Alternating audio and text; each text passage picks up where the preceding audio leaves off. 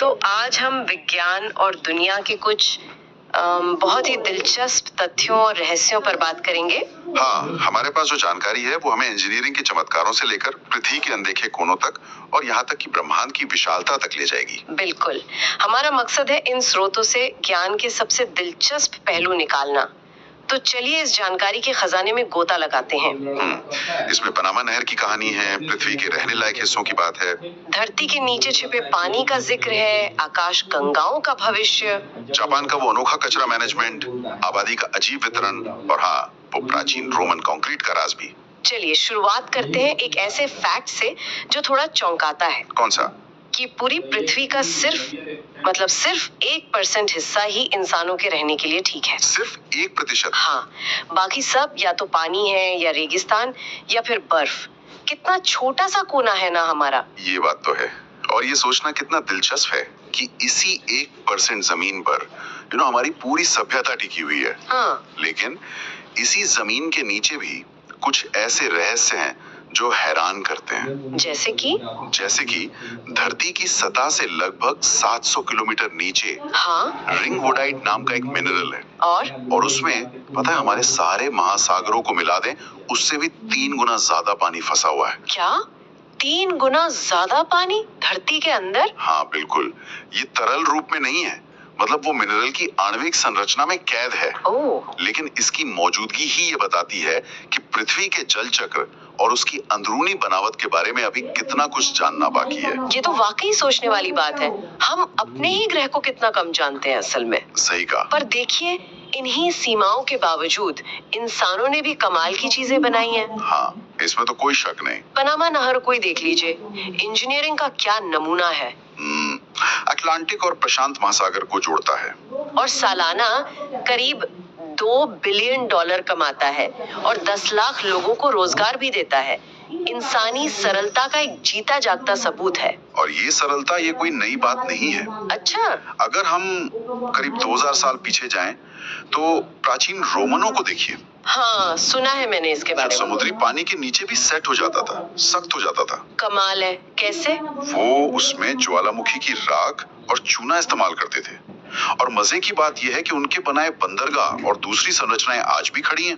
2000 साल बाद भी? हाँ, जबकि हमारा आज का आधुनिक कंक्रीट वो तो कुछ दशकों में ही जवाब देने लगता है। अविश्वसनीय, मतलब हजारों साल पहले भी इतनी टिकाऊ तकनीक थी। बिल्कुल, और आज के जमाने में भी ऐसी ही सरलता देखने को मिलती है, बस तरीके बदल गए हैं। जैसे? जापान। हाँ, जापान को देखिए, वो क्या कर रहे हैं? कचरा जलाने के बाद जो राख बचती है, मुझसे नई जमीन बना रहे हैं, रिक्लेम कर रहे हैं। सच में? राख से? हाँ। इस तरह से करीब 250 वर्ग किलोमीटर से ज्यादा जमीन उन्होंने बना ली है।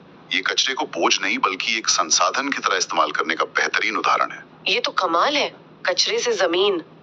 ये दिखाता है कि जरूरतें कैसे नए आविष्कार करवाती हैं, है ना? बिल्कुल, चाहे वो प्राचीन रोम में बंदरगाह बनाना हो या आज के जापान में जमीन की कमी पूरी करना। और इसी इंसानी कहानी का एक और पहलू है कि हम कहाँ रहते हैं और कहाँ नहीं। हाँ, ये भी बड़ा अजीब है। ऑस्ट्रेलिया को लीजिए। हाँ, ऑस्ट्रेलिया, उसका 95% हिस्सा लगभग खाली पड़ा है। 95%? हाँ, लगभग सारी आबादी वो बस 5% तटीय इलाके में रहती है। बाकी की विशाल जमीन वो प्रकृति के लिए है। और दूसरी तरफ मंगोलिया है। मंगोलिया दुनिया में सबसे कम जनसंख्या घनत्व वाला देश। कितना कम? प्रति वर्ग किलोमीटर सिर्फ 2 लोग। सोचिए जरा, कितनी खुली जगह होगी वहाँ। बाप रे, सिर्फ 2 लोग प्रति वर्ग किलोमीटर। ये दोनों उदाहरण दिखाते हैं कि इंसान पृथ्वी पर कितने असमान रूप से फैले हुए हैं। शायद उसी 1% रहने लायक जमीन का असर है ये। हाँ, हो सकता है। तो ये तो हुई धरती और इंसानों की कहानी। लेकिन अगर हम समय और पैमाने को अरबों साल तक फैला दें, तो ब्रह्मांड में तो कहीं ज्यादा बड़े नाटक चल रहे हैं। जैसे कि हमारी अपनी आकाशगंगा मिल्की वे। हाँ, मिल्की वे, वो करीब 4.5 अरब सालों में 4.5 अरब साल? हाँ, अपनी पड़ोसी एंड्रोमेडा आकाशगंगा से टकराने वाली है। आकाशगंगाओं की टक्कर, ये सुनने में ही कितना बड़ा लगता है। जब रोमन कंक्रीट हमें 2000 साल पुराना लगता है, तो 4.5 अरब साल तो कल्पना से बाहर है। बिल्कुल, और ये टक्कर कोई धमाका नहीं होगी, बल्कि एक धीमी, बहुत ही भव्य प्रक्रिया होगी। तारे नहीं टकराएंगे आपस में? शायद नहीं, क्योंकि तारों के बीच दूरी बहुत ज्यादा होती है, लेकिन दोनों आकाशगंगाओं का गुरुत्वाकर्षण उन्हें धीरे धीरे एक दूसरे में मिला देगा। और फिर एक नई, शायद और भी विशाल अंडाकार आकाशगंगा बन जाएगी। ये हमें याद दिलाता है कि ब्रह्मांड कितना गतिशील है और हमारा अस्तित्व कितने बड़े पैमाने का हिस्सा है। तो आज हमने कहां से कहां तक की यात्रा की?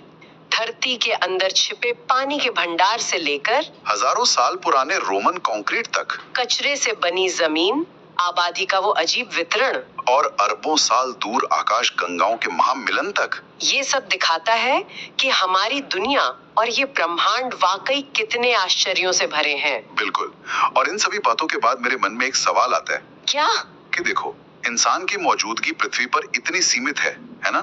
सिर्फ उस 1% हिस्से में। हाँ। फिर भी उसकी जानने की इच्छा, उसकी जिज्ञासा, वो असीम है। तो इस विशाल ब्रह्मांड और हमारे अपने ग्रह में अभी और कितने अनजाने रहस्य खुलने बाकी होंगे? ये वाकई सोचने वाली बात है। कितने रहस्य अभी परत दर परत खुलने बाकी है।